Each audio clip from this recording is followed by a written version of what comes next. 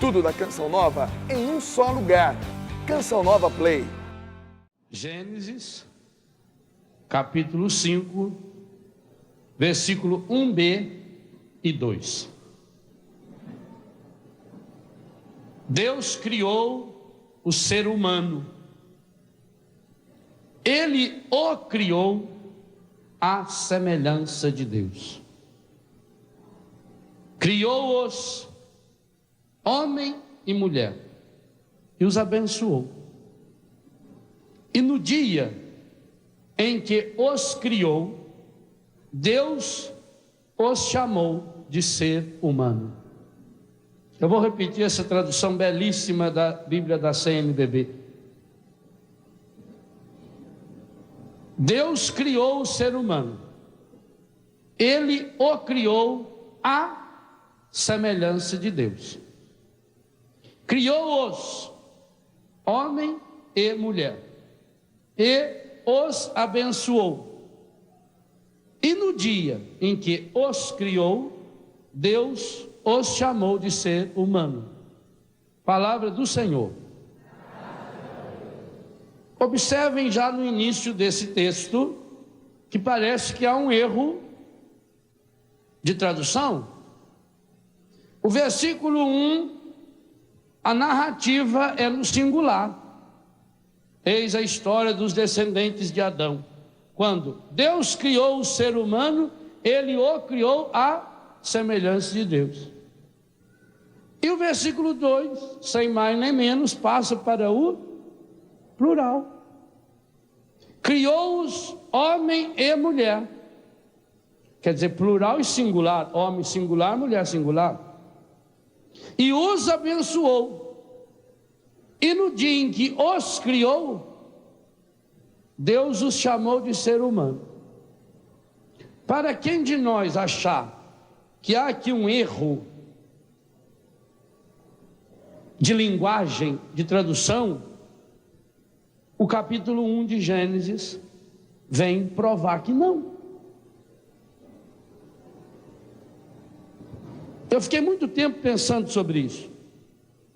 Por que que na narrativa do Gênesis, tanto do capítulo 1, versículo 26 e 27, que nós vamos ler daqui a pouquinho, como nesse capítulo 5, que retoma, por que essa passagem do plural para o singular, sem nenhuma permissão e nenhum pedido de permissão?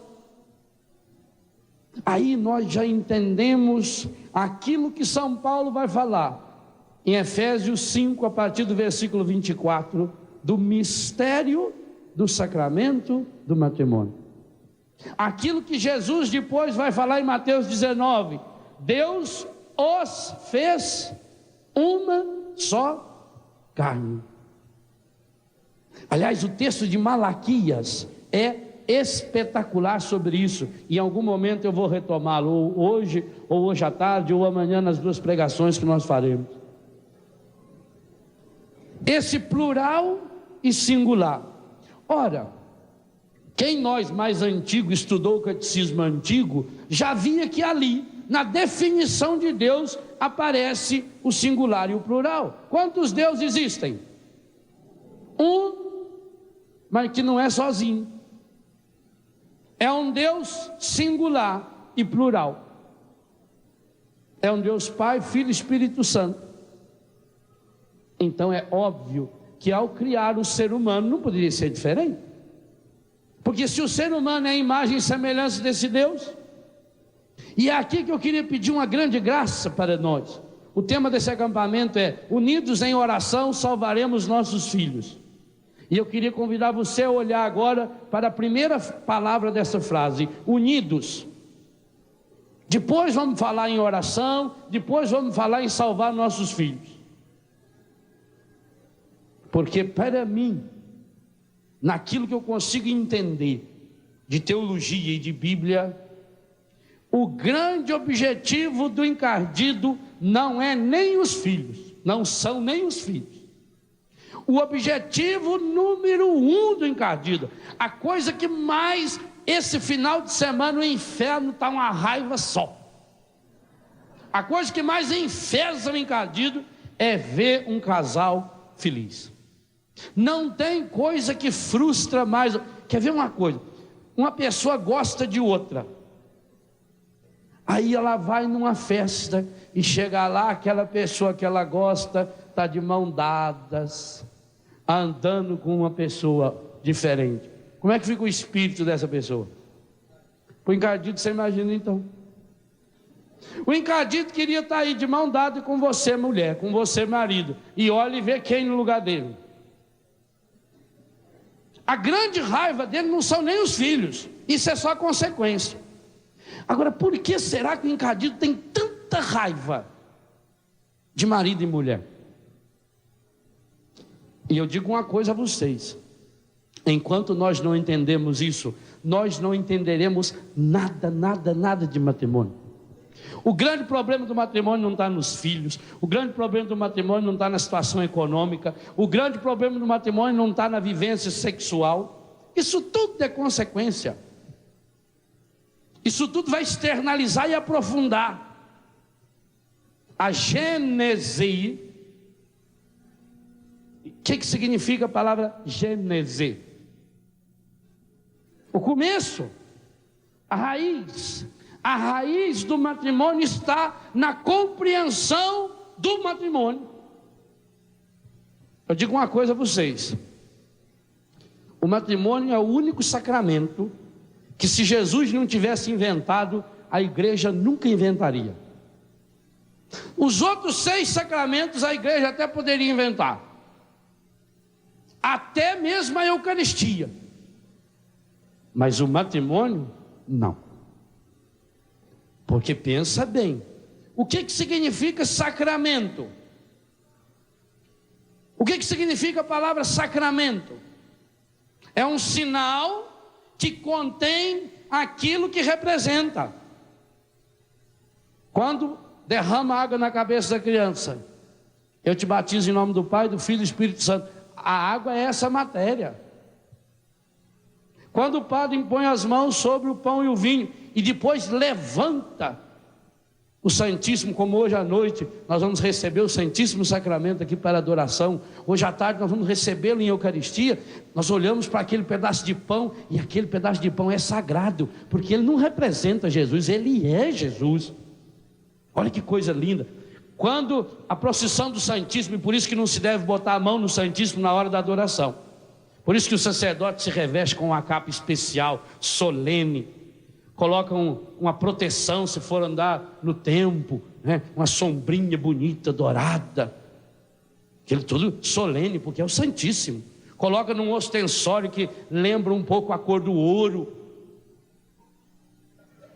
Esse sacramento, tão sublime sacramento, adoremos nesse altar. Agora, qual é a matéria do sacramento do matrimônio? Qual é a matéria do sacramento do matrimônio? O marido e a mulher, um casal. Pensa bem, a igreja formada por homens, porque quem pensava na igreja antigamente era só os homens. Quem fica padre, bispo, cardeal. Quem fazia teologia? Homem celibatário. Vocês acham bem que, com todas as ideias que o mundo já ensinou de errado sobre sexo, a igreja iria inventar o matrimônio e dizer que isso é sacramento? Podia falar tudo menos isso. A primeira prova de que o matrimônio é sacramento está aí, e é ligada já a essa prova do sacramento do matrimônio, que nós já podemos afirmar para vocês uma coisa que eu venho falando a muitos dos meus amigos casais. Não pense você que os problemas de relacionamento conjugal vão acabar. Muito pelo contrário, cada dia vai ser pior. Quanto mais você se amar, quanto mais junto você tiver, quanto mais Deus você semear, mais e maiores serão os problemas. Porque com mais raiva vai ficar encardido. Ideia minha, isso aqui é ideia minha. A teologia é da igreja, eu desenvolvo no meu livro Cure Seu Coração, mas essa ideia é minha. Na minha opinião, A hora em que o anjo se rebelou contra Deus foi a hora em que Deus fez o homem e a mulher à sua imagem e semelhança. O instante em que o encardido, que era anjo, se encardiu, foi nessa hora, porque ele pensou: homem e mulher feito do barro, e eles serão agora o quê? Imagem e... não, ele não aceitou. E a Bíblia não tem medo de colocar o matrimônio como sinal de Deus. Qual é o maior sinal de Deus em toda a Bíblia? Qual é o maior sinal de Deus? A cruz? A Eucaristia? Qual? Qual é o sinal de Deus que abre e fecha a Bíblia? Aparece no primeiro capítulo da Bíblia e aparece no último capítulo da Bíblia. Casal, marido e mulher. O matrimônio abre e fecha a Bíblia. Está lá em Gênesis 1 e está em Apocalipse 22. O Apocalipse 21, já preparando o último capítulo da Bíblia, diz que o novo céu e a nova terra, a Jerusalém celeste, é comparada a uma mulher ornada, bem arrumada. Não é uma escangaiada, não. Uma mulher bem arrumada para o seu marido. E outra para o marido, porque a mulherzada de hoje, a maior parte arruma, veste roupa por causa das colegas delas. Ela fica preocupada com a roupa que vai vestir por causa das amigas. Imagina a minha colega falar que eu usei esse mesmo vestido no casamento da outra. Não. O Apocalipse diz que o reino, o novo céu e a nova terra é comparado a uma mulher que se orna para o seu... Jesus não comparou o reino dos céus, pensa bem no que é isso, é comparado a uma festa de casamento que o rei fez para o seu filho. Agora pensa bem, quando as pessoas olham bem para o seu casamento, para o jeito que vocês vivem, o diálogo conjugal, ela se lembra do céu? É triste, mas eu tenho recebido tanta gente que chega para mim e fala: padre, o meu casamento é um inferno. Eu imagino que nessa hora o demônio dá pulo de alegria. Consegui! Agora estou conseguindo! Aquilo que a Bíblia diz que é o maior sinal do céu, o encardido consegue transformar num sinal do inferno. De onde vem a palavra inferno? De inferior.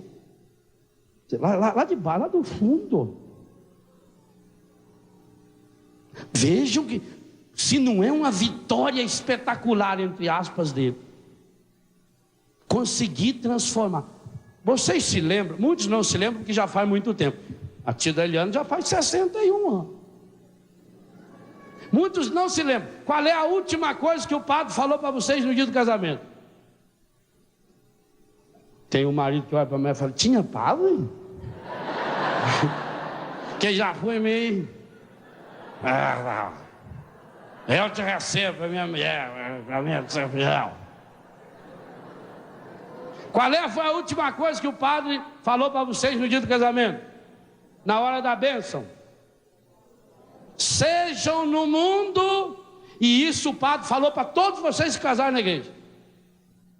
Sejam no mundo pode falar. Sinal do amor. Olha a missão de marido e mulher. Sejam no mundo sinal do amor de Deus. Eu gostei muito de uma placa de trânsito que vi em Portugal, mas que depois vi também na Espanha e na França. Então a gente vê que a mentalidade lá é tudo parecida. Então você chega numa esquina, tem uma placa que diz assim, por exemplo, Itajubá, para lá, Rio de Janeiro. E aí tem uma terceira placa que eu achei fenomenal. Está escrito assim: outras direções. Quer dizer, qualquer lugar que você for por ali, outras direções. Falei, gente, lá ninguém se perde. Mas isso eu vi em vários lugares, de Portugal, na Espanha e na França. Outras direções. Que coisa, que inteligência espetacular, não? Ninguém se perde. Para onde você está indo? Eu estou indo para outras direções. Então, olha que coisa fabulosa. O encardido está enchendo de placas assim, outras direções, outras, e o mundo está indo. E aonde estão as placas que eram para sinalizar o amor de Deus? Sabe quando você lê o jornal e fala assim, o mundo está uma porcaria? Culpa de quem? Onde está Deus? Culpa de quem? Sinto muito em dizer, essa culpa não põe nas nossas costas de padre, não. Essa é de vocês, marido e mulher. Para que foi casar na igreja?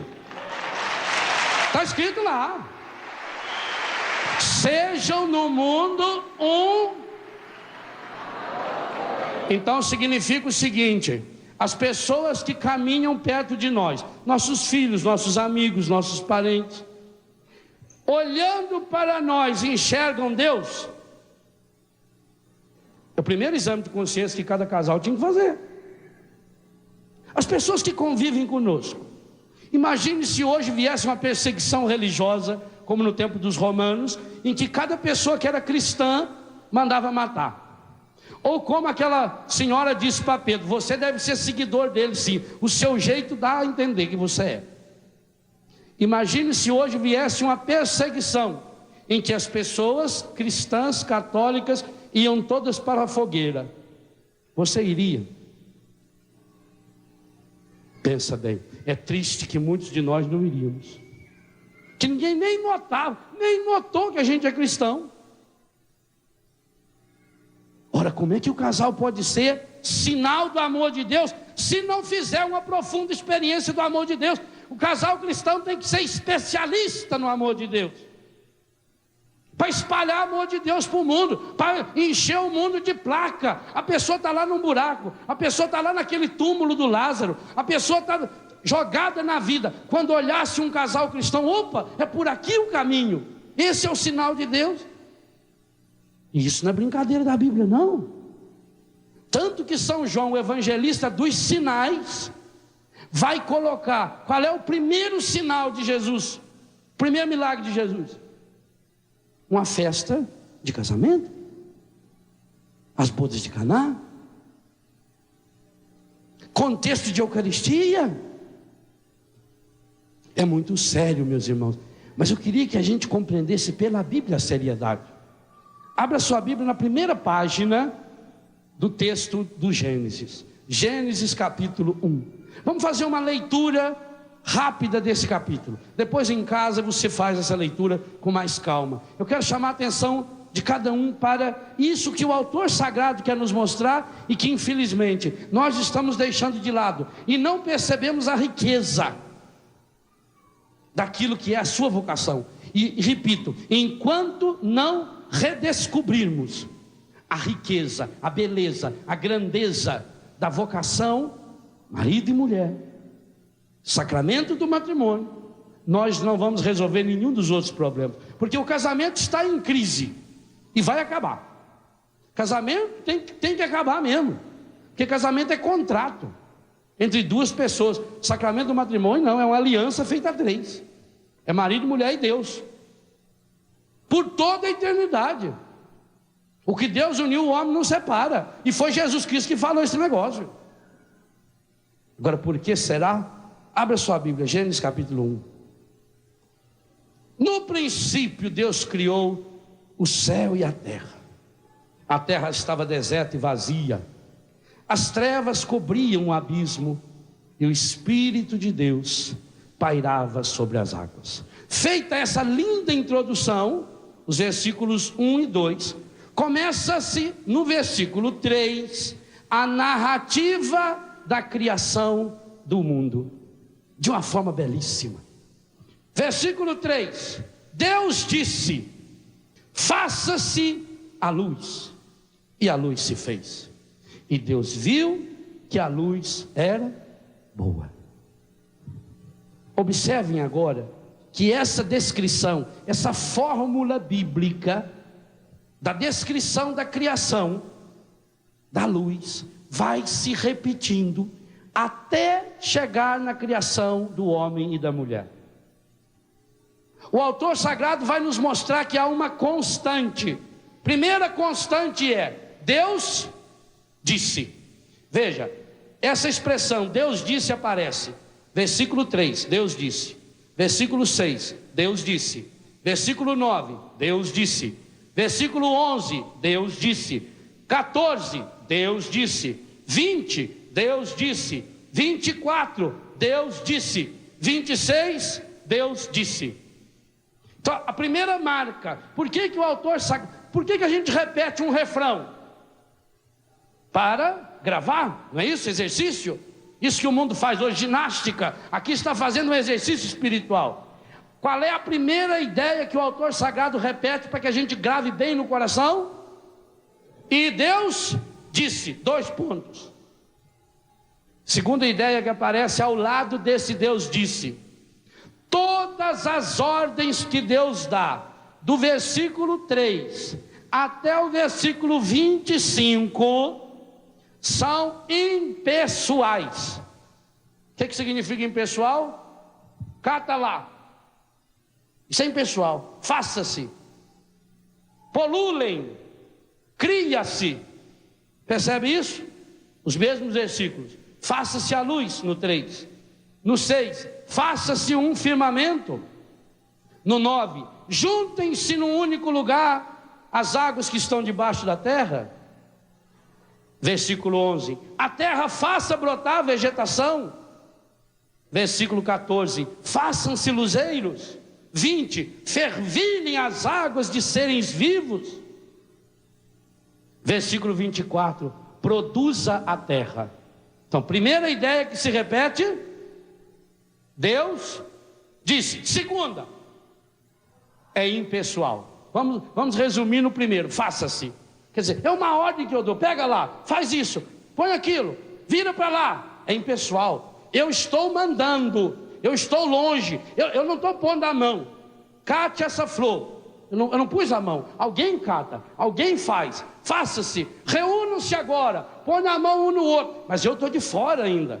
Então, a segunda ideia que fica muito clara, não fica? O autor sagrado dá ordem, a palavra dele cria, mas ele está de fora ainda. Terceira constante que aparece: depois de tudo feito, a conclusão. E Deus viu que a luz era boa. Versículo 4. Versículo 7, Deus fez o firmamento. E no final do primeiro dia, no versículo 10, e Deus viu que era bom. Versículo 12, e Deus viu que era bom. 18, última linha, e Deus viu que era bom. 21, última linha, e Deus viu que era bom. 25, última linha, Deus viu que era.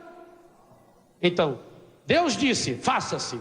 E tudo que Deus fez, Ele viu que era bom. Nada de estragado veio de Deus. Nada. Nada que há de ruim no mundo, nem pernilongo, foi feito por Deus. Nada, nada. Tudo que Deus fez é. Isso tem que gravar, porque foi repetido uma opção de vezes. O pernilongo foi feito por Deus. Ele foi desorientado pelo encardido, por isso que ficou ruim. Mas foi feito por Deus. Na origem ele é bom. Então, Deus viu que tudo era bom. Quarta ideia que vai se repetir. Quando começa a falar de seres vivos, seres que se reproduzem. Versículo 11, primeiro ser que se reproduz. Deus disse: a terra faça brotar vegetação, plantas que deem sementes, árvores frutíferas que deem frutos sobre a terra, tendo em si a semente de sua espécie. Na minha Bíblia eu risquei essas palavras com cores iguais. Então, por exemplo, espécie eu risquei de verde, para chamar a minha atenção. E eu fiquei surpreso. Porque sabe quantas vezes vai aparecer essa expressão segundo a sua espécie? 10 vezes. Quantos mandamentos tem? Será coincidência? Quantas vezes aparece o plural no Pai Nosso? Nós, nosso, nos. 10. Coincidência? Ou é 3 pessoas da Santíssima Trindade agindo sobre o 7, que é a perfeição, e isso dá 10. Versículo 12: a terra produziu vegetação, planta que dão semente de sua espécie. E logo em seguida, árvores que dão seu fruto com a semente de sua espécie. Versículo 21, agora é seres que se reproduzem unindo-os. Então ele acrescenta a palavra segundo, conforme. Versículo 21, Deus criou os grandes monstros marinhos, os seres vivos que nadam fervilhando nas águas, segundo suas espécies, e todas as aves segundo suas espécies. Versículo 24, produz a terra seres vivos segundo suas espécies. Logo no final ainda do versículo 24, animais domésticos pequenos e selvagens segundo suas espécies. Versículo 25, animais selvagens segundo suas espécies, animais domésticos segundo suas espécies, e todos os animais pequenos do chão segundo suas espécies. 10 vezes em 25 versículos é demais. Para que repetiu tanto? Por que a gente repete? Quando que a professora fica repetindo para o aluno? Eu, quando eu era molequinho lá no Biguá, não sabia tabuada, ficava de castigo no final da aula. Agora eu gostava que a professora, ela morava no outro lugar, morava lá no Salto, não, morava no Rio Claro, e aí ela tinha que pegar a charrete dela e ir embora. Ela deixava a servente para tomar a tabuada da gente, e a servente não sabia ler só com os olhos, ela lia com a boca, assim, 1 vez 1, 1. Então eu treinei a olhar para a boca da servente. Ela assim, 2 vezes 2, 4. Com a servente eu não errava nunca. Quando que a gente repete o exercício? Até aprender. Por que o autor faz 10 vezes? Segundo a sua... Será que é por acaso? Vocês acham que foi por acaso? Está forçado o texto? Ou essas 3 ideias fundamentais se repetem no mínimo 7 vezes, os 7 dias da criação? Agora chega na hora de criar o ser humano. O autor usou toda essa lógica para nos chamar a atenção para aquilo que está escrito no versículo 26 e 27, que arrepia o coração da gente. Porque quando chega para fazer o ser humano, muda tudo. Observa, a única coisa que é igual é o Deus disse. Depois dos 2 pontos, muda o tempo verbal, a pessoa, tudo, toda a estrutura da frase. Será por acaso? A primeira ideia, Deus disse, se reproduz. Deus disse, versículo 26. Segunda, todas as ordens eram impessoais. E agora? Agora Deus se coloca no meio. O verbo agora é plural e pessoal. Façamos. O que é façamos? É nós. E é nós que estamos agindo juntos. Qual é a ideia que o autor sagrado nos dá? Que o universo inteiro foi feito pela palavra do Pai, pelo Espírito, no Espírito. A música que o Flavinho nos ensinou, que eu também tive a graça de gravar, batiza-me, Senhor, não é com, não é uma coisa que Deus dá, é o Espírito que age. O batismo é no Espírito e não com o Espírito Santo. É no batismo com água, mas é no Espírito. Então a ideia que nós temos é que a criação do universo inteiro foi feita pela palavra criadora do Pai, que agindo no Espírito, tendo como modelo o Filho. Mas que quando chega na hora de fazer o ser humano, o Pai, o Filho e o Espírito Santo se reúnem. Eles estão juntos. O homem e a mulher vai ter que ser imagem dessa trindade. O verbo é pessoal. Façamos quem? Nós façamos o ser humano. E para provar que é plural, observem, acraseado, nossa imagem e segundo nossa semelhança. Isso aqui é muito sério. Façamos o ser humano, a tradução da CNBB está perfeita. Façamos o ser humano a nossa, não é só do Pai, nem só do Filho do homem, Jesus, nem só do Espírito, é a nossa imagem e segundo nossa semelhança. Porque essa palavrinha aí, segundo, 10 vezes anteriormente o autor sagrado diz que tudo que Deus criou foi para se reproduzir segundo a sua e o ser humano. Pensa bem.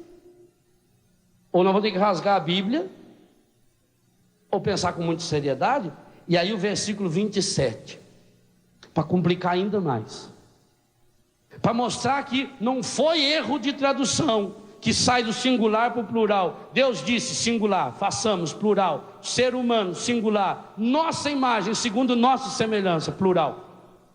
Versículo 27, uma mistura de singular e plural aqui que é um espetáculo. Deus criou o ser humano à sua imagem, singular. A imagem de Deus o criou, singular. E como é que é a conclusão? Homem e mulher, ele, singular, os criou. Observe que 3 vezes vai aparecer a palavra imagem, para que mostrar que o ser humano é a imagem do Pai, é a imagem do Filho e a imagem do Espírito. Façamos o ser humano a nossa imagem, primeira vez, versículo 26. Versículo 27, Deus criou o ser humano à sua imagem. E no versículo 27, segunda linha, a imagem de Deus o criou. Por que 3 vezes imagem? E não é só a imagem que repete-se 3 vezes, também o verbo, a ação criadora, repete-se 3 vezes. O verbo criou. Façamos o ser humano a nossa imagem, segundo a nossa semelhança. Deus criou o ser humano à sua imagem. A imagem de Deus o criou. Homem e mulher, ele os criou. A palavra criar aparece 3 vezes. A palavra imagem aparece 3 vezes. Por isso que nós cantamos o Veni Creator, o Espírito Criador. O Espírito Santo é Criador e nós rezamos isso e cantamos. Jesus é Criador. Efésios vai nos lembrar e Colossenses nos lembrar que em Cristo se recria o ser humano por excelência. Gente, o que a Bíblia está dizendo é uma coisa muito séria demais. Está dizendo o seguinte: flor reproduz flor. Aliás, é o método mais simples. Esse coitado desse médico italiano, ele está fazendo é isso. O clone. Clonar é eu pegar um pedaço dessa planta, plantar e fazer outra. Isso aí qualquer imbecil sabe fazer. Até passarinho clona. Porque o passarinho vai lá e come a flor, aí depois ele engole a semente. Ele não mastiga porque não tem dente, ele já solta ela adubadinha. Isso é clone. Antigamente não tinha casinha. Sabe o que é casinha? A gente fala, professor, deixa eu ir na casinha. Então não tinha casinha, a pessoa achava assim um confortável lugar, né? Na sombra. Por isso que você descobria onde que as pessoas gostavam de comer goiaba. Anda na roça, você vê um pé de goiaba lá, outro lá. Isso é clone. Olha, um sinônimo de clone bonito, não? Plantar goiaba pelo método do Antinori. Você come, depois então você vai caminhar no mato, e ali você clona. Adubadinha, clonagem. Segundo a sua. Então se eu planto uma flor dessa, vai nascer uma flor dessa. Animais produzem e se reproduzem segundo a sua Eu tenho uns cachorrinhos lá da raça Dachshund, coisa mais fina do mundo. Chuvisco é o meu patriarca. Os filhotinhos, as filhotinhas, a mãozinha. Todos meus amigos. Chego lá e já vem andar comigo, belezinho. Igualzinho, a gente cria galinha de raça em Betânia. Você vê o pintinho, já sabe. Eu chego lá e o Geraldo fala: ó, nasceu um filhote da óptico amarelo. O filhote já sabe. Um coxinho já vem com as peninhas no pé, igualzinho. A galinha de raça tem que ter o mesmo número de pena, igualzinho a mãe. Se for macho, o mesmo número de pena, igualzinho o pai. Por quê? Galinha reproduz galinha. Cachorrinho reproduz segundo a sua. Eu vou falar baixinho agora. E o ser humano quando se une? Vocês que tiveram filhos, já se reproduziram segundo a sua espécie? Nunca. A Bíblia tem a coragem de dizer que o ser humano não se reproduz. Que o ser humano, quando se une sexualmente e tem um filho daí, que ele está reproduzindo Deus. Isso é sério demais. Ou rasga a Bíblia, ou a Bíblia está errada. Tradução da CNBB, a mais moderna tradução que nós temos na Bíblia do Brasil. Rasga, risca a sua igual eu risquei a minha, de vermelho, de azul, de preto e de verde. 10 vezes diz que todos os seres vivos se reproduzem segundo a sua. E o ser humano? Gente, isso aqui é sério demais. E aí vem uma coisa mais séria. Como é que o ser humano reproduz Deus? Quer ver um exemplo? Como são chamados científica e corretamente os nossos órgãos sexuais reprodutores? Genericamente são chamados órgãos. Pode falar alto. Não é porque nós estamos na televisão, não. A televisão tem a obrigação de ensinar a verdade para o povo. Enquanto tem tanta televisão ensinando mentira. Chamam-se órgãos genitais. Da onde vem a palavra genitais? De Gênesis. Já tinha pensado nisso? Por que que nós temos que cuidar da nossa genitalidade, dos nossos órgãos sexuais, genitais, como coisa santa, sagrada, linda e maravilhosa? E aí vocês vejam o que o encardido consegue fazer. A criança está lá, primeira coisa, única parte do corpo humano que tem apelido. E cada apelido mais medonho que eu nunca vi, coisa pior. Esse sim, infelizmente, não dá de reproduzir na televisão, porque seria, só de reproduzir já seria de um mau gosto muito grande. E vocês estão entendendo? Vou falar igual o Padre João, vocês estão entendendo o que eu estou dizendo? Não estão? Olha os apelidos que inventaram para... Cada vez que nós falamos de uma parte do nosso corpo, principalmente os órgãos genitais, usando um apelido, o encardido pula de alegria. Porque olha, você começa a tratar com um nome.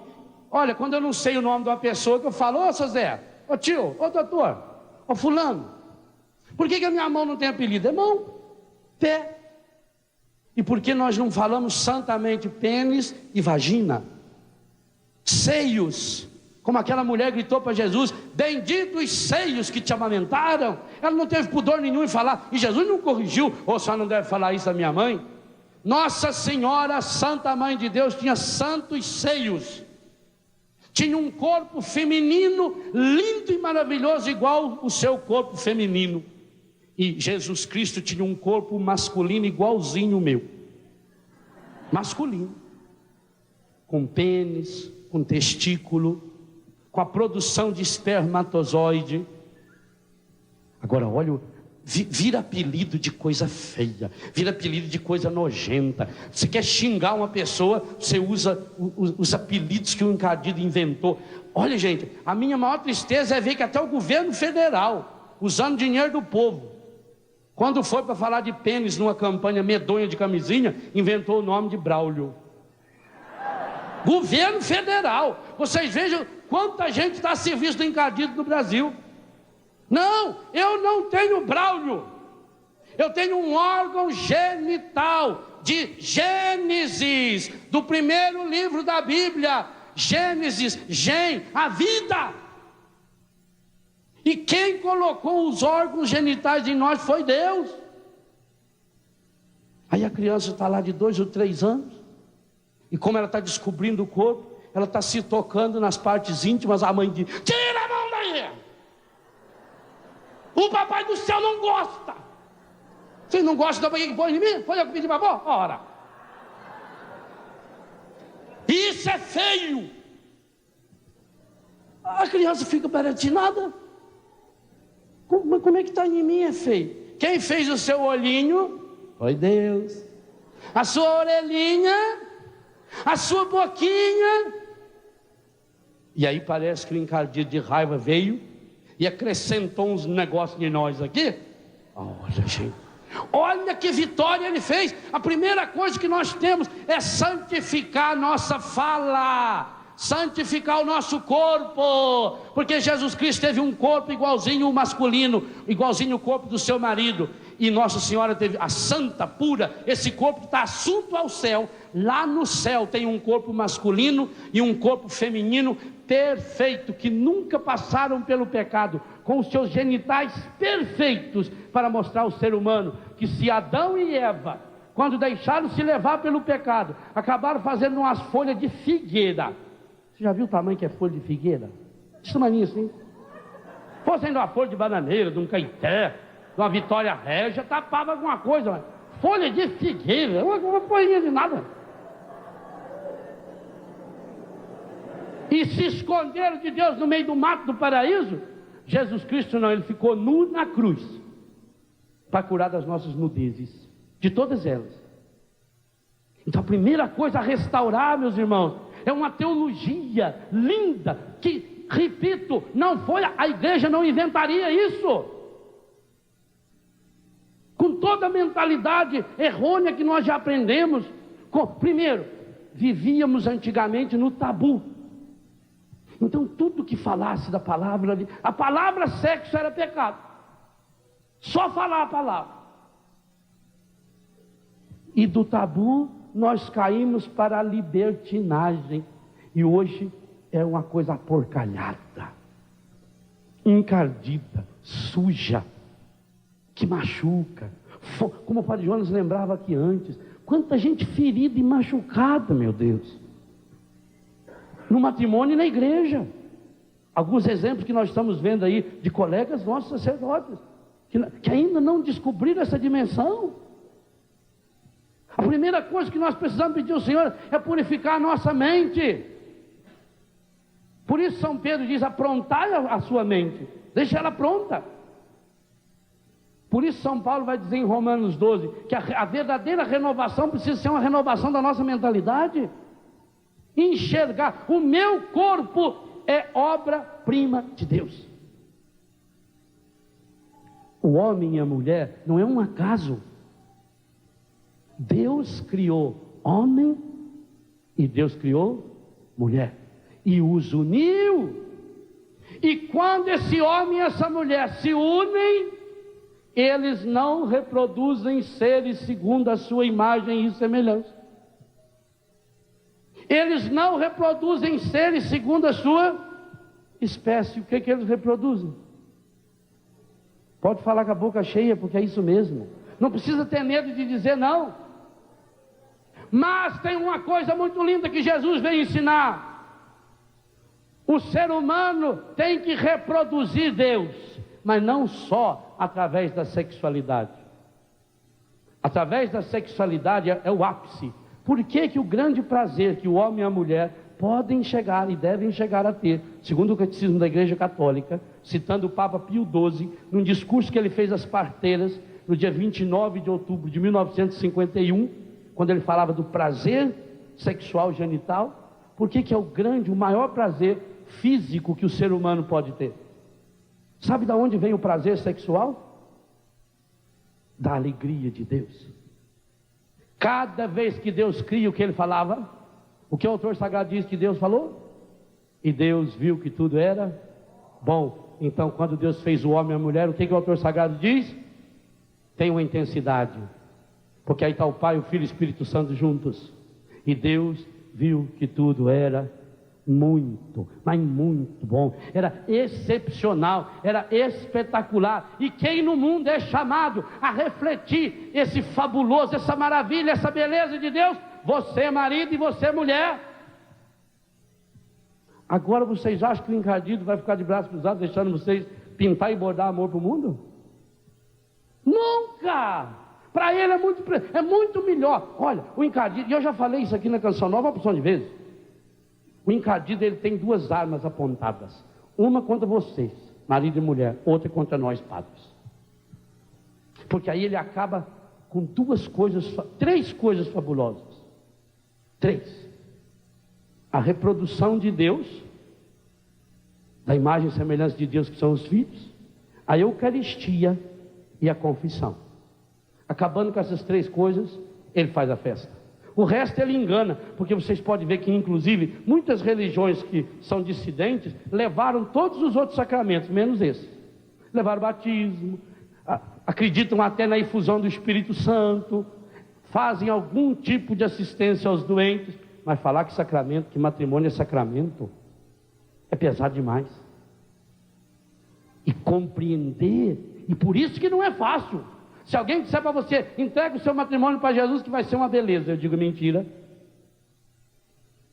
Observe, gente, o matrimônio é tão importante na Bíblia, que além de abrir e fechar a Sagrada Escritura, o matrimônio é a única bênção que não foi destituída nem com a destruição da humanidade no dilúvio. E isso o sacerdote reza na bênção de marido e mulher. A natureza reproduz a vida. Quantos dias leva o ciclo da vida para chocar o passarinho? 14 dias. A galinha, 21. Patos, marrecos, 28. Ganso selvagem, 35.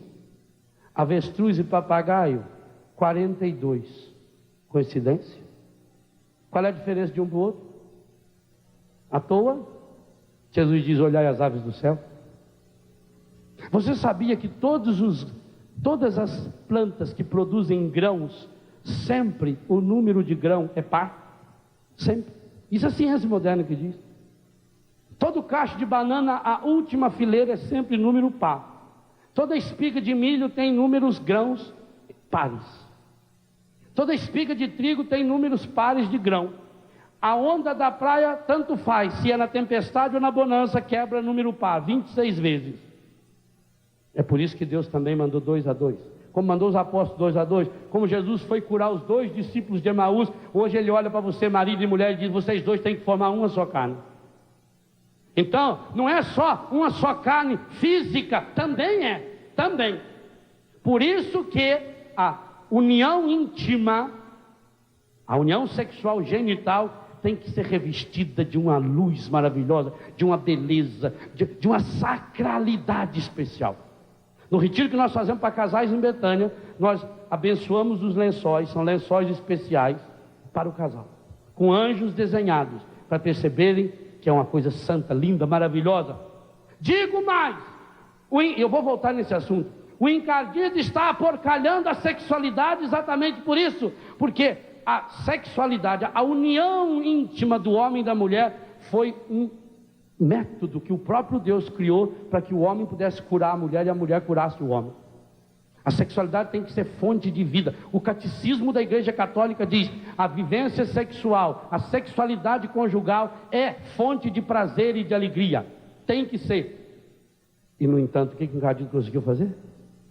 Transformar os órgãos genitais de gênese, de geração da vida, em órgãos de morte. Então hoje a sexualidade é um caminho de morte, não só pela AIDS, pelas doenças sexuais. No mundo acontece cerca, segundo a Organização Mundial de Saúde, de 40 milhões de abortos por ano. Pensa bem o que é isso. A Bíblia não tem medo de dizer, gente, que Deus, ao criar o homem e a mulher, ao criá-los imagem e semelhança, os convidou a participar agora do ápice. Significa o seguinte: até o façamos, também esse plural está envolvido o ser humano. Até o versículo 25, tudo que foi criado no universo foi criado só por Deus. A partir do versículo 26, todo o resto da Bíblia, todo o resto do universo tem que ser sempre a união profunda do homem, da mulher e de Deus. Não é isso que acontece na geração da vida? Quando o homem e a mulher se unem sexualmente, além, o homem coloca o espermatozoide, a mulher coloca o óvulo e Deus coloca o dom da vida. É a união desses três, a graça de Deus, o espermatozoide masculino e o óvulo feminino, que gesta essa vida. Qual é o tempo de duração média de uma vida? Da geração da vida? Que dão 40 semanas. Completas 40 semanas? Por que será que o povo de Deus ficou 40 anos no deserto? Moisés 40 dias em cima do monte, Jesus 40 dias em jejum e oração, Jesus ressuscitado ficou 40 dias entre os apóstolos antes de subir. É essa nova vida, é essa gravidez de Deus. E hoje nós estamos sendo chamados a entrar nesse processo de deixar Deus nos gerar novamente. O homem e a mulher é chamado a ser reprodutor de Deus, a reproduzir Deus. Mas não é só reproduzir Deus na hora em que se une na gênese com seus genitais. Tudo que o ser humano faz a partir do matrimônio tem que ser reprodutor de Deus. O que eu falo tem que reproduzir Deus. Marido, a sua fala tem que reproduzir Deus. E às vezes reproduz o quê? Mulher, a sua fala, o seu corpo, o jeito de vestir tem que reproduzir Deus. Olha a reprodução de Deus nas mãos do tecladista. Está reproduzindo Deus. Esse som que nos leva para Deus. Olha um artista quando faz uma pintura linda, ele está reproduzindo Deus. Vocês vão ouvir o CD da Salete lançando hoje, reprodução feminina de Deus. Numa pregação nós ouvimos uma reprodução de um Deus que nos fala. Marido e mulher, você tem que reproduzir Deus, em primeiro lugar para si mesmo. Marido tem que reproduzir Deus para a mulher tem que reproduzir Deus para o marido. Marido e mulher juntos reproduzem Deus no filho em primeiro lugar, e depois para o filho. Sabe por que muitas vezes a educação não dá certo? Porque vocês vão sozinhos para educar os filhos. O filho nunca é só do pai e só da mãe. O filho nunca é só do espermatozoide e do óvulo. É espermatozoide, óvulo e graça de Deus. Sem essa graça de Deus, a gente não reproduz Deus. E quando nós não reproduzimos Deus, o que é que nós reproduzimos?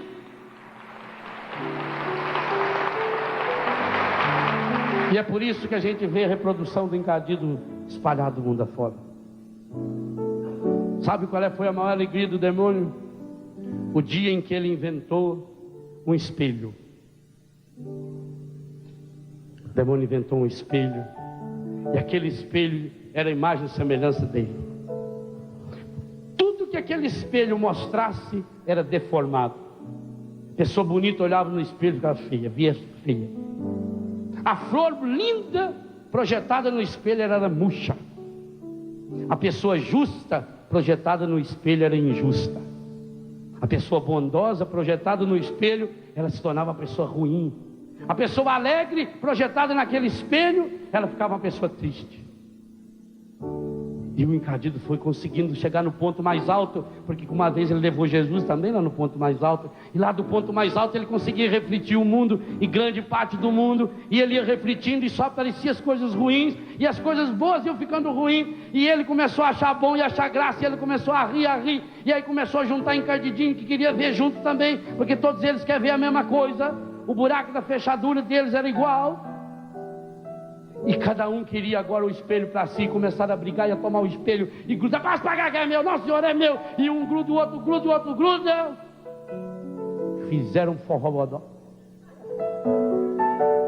Quebraram o espelho. O encardidão, responsável pelo espelho, começou a pisar naquele espelho de raiva e sapatear em cima daquele espelho. E os outros encardidos também vinham e pulavam para humilhar ele. E aquilo foi transformado em milhões e milhões de pequenos cacos. E depois, do mesmo jeito como ele estava lá em cima, já que tinha pisado, quebrado, ele começou a soprar. E aquilo começou a espalhar. Caquinhos, caquinhos, caquinhos, caquinhos. E aqueles caquinhos começaram a cair nos olhos de algumas pessoas. E a pessoa às vezes sentia uma coceirinha no olho, não sabia o que era. Era aquele caquinho. Às vezes era a vizinha que trazia soprando. Soube da última, já tinha entrado o caquinho. Às vezes era a mulher mesmo que já estava com o caquinho na mão, quando o marido chegava tarde do serviço, ao invés de tirar a faixa dele que estava ressuscitado, já soprava. E aí vinha uma chuva de caco em cima dele. E cada pessoa que ganhava um caquinho daquele no olho, ou na boca, ia para o coração, passava a enxergar as pessoas com defeitos. Passaram a ver só as coisas ruins. E é por isso que tem muito casamento que está precisando fazer uma boa lavagem nesses olhos e no coração, porque só vê coisa ruim, só vê caco, está despedaçado.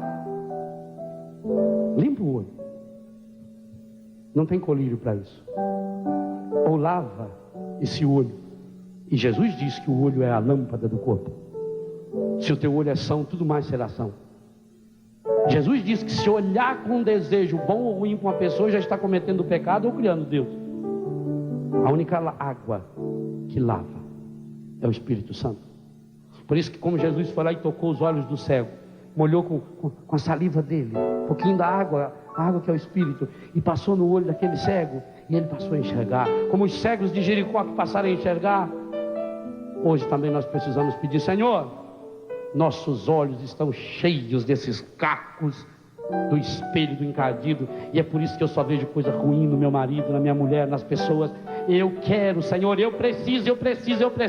Lava hoje, Senhor, os meus olhos e os olhos do meu coração, para que eu veja, Senhor, que eu veja segundo os seus olhos, porque a tua palavra diz que Deus viu que tudo era bom, e eu vejo que tudo é mal, e eu estou sempre reclamando, eu estou sempre brigando, eu estou sempre achando ruim as coisas, Senhor. Hoje eu estou entendendo tudo, Senhor. Foi o encardido que soprou, Senhor, que soprou esse caco. E aí eu tenho que pedir agora para Maria, como filho que vem chorando: mãe, entrou um cisquinho no meu olho. E a mãe vai passando o dedo e soprando: Maria, mãe, sopra esse cisco que está no nosso olho, sopra esse pedacinho do espelho do inferno, que leva a pessoa a só ver as coisas inferiores, a só observar os defeitos uns dos outros. Mãe, está aqui dentro de mim, mãe. Jesus disse: como é que você vai tirar a trave do olho do seu irmão se tem um cisco no seu? Eu quero enxergar como Deus, o Deus que viu que tudo era bom, o Deus que criou o homem e a mulher à sua imagem e semelhança. Eu quero enxergar na pessoa do meu marido, da minha esposa, a imagem e semelhança desse Deus. Eu quero ver o rosto de Deus. Tudo da Canção Nova em um só lugar. Canção Nova Play.